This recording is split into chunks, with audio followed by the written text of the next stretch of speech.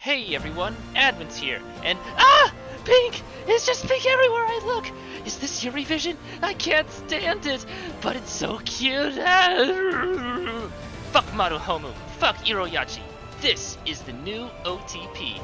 She's an X-Seed type, one of only 3 total in the game's history, with, well, honestly 12k attack is about average at this point, and 12k defense is relatively high, but the gap is much wider, with dedicated defense units having upwards of 14 or 15,000 defense. 2A2C tells me she wants Magia, but we'll see the rest of her kit first. Oh wow, quite a few Magia and Doppel buffs, including her EX skill, which is a passive skill that remains active even if the unit dies. The problem is, this EX skill only affects this unit, so it actually won't be active when the unit dies because it affects no one else.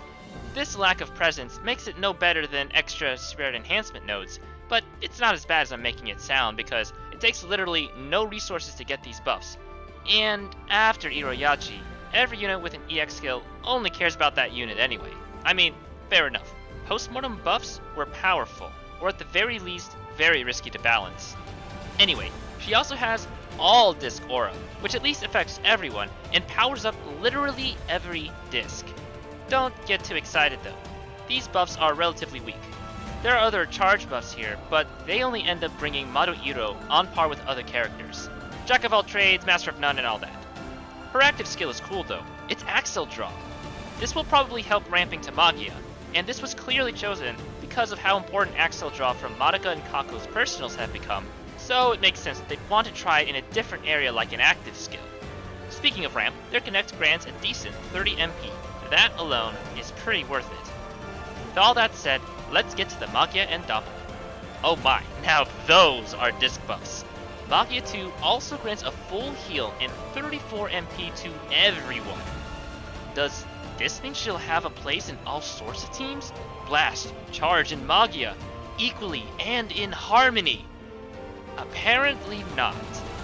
I try to discuss these kinds of things with the Magia Record Discord, and it seems they've not really made any waves in any established setup, or even made new setups. There are a lot of meta details at play here that go way over my head, but I think I can boil down the most important and also simplest points for my level of play. First, disc buffs seem hefty at 40 to 50%, but it would really be better to just buff stats in general. Secondly, other Magia-focused setups can get it with ease with better return, while Madoka needs Magia 2 to even get started. Madoka can be good at Dark Kimochi because they can add some extra numbers in different places, but it isn't going to break in a new Mirrors meta. That's fine to me though, because at least this unit isn't a must-have, and especially good that they're making an anniversary unit that's not a must-have. Even the old Madoka and Iroyachi have stopped being ubiquitous even post-SE, so that's a good sign. Any units also seem to be the dev's opportunity to try out weird new stuff for players to toy around with. Madoka introduced the EX skill, which was probably the basis for spirit enhancement. Iroyachi expanded on this idea to cater to mirrors. Little Cupid gave us Diagonal Blast and the active skill Variable, which guarantees attribute strength and damage on anything, even voids. Madoka definitely fits this trend by including all disc buffs. She has potential, but honestly she doesn't fit any niche right now, and at least to me, it's hard to imagine what kind of content would really like to have disc buffs and not normal buffs. Anyway, this was kind of a surprise to me, but I guess it was only a matter of time before our pink protagonist partnered up.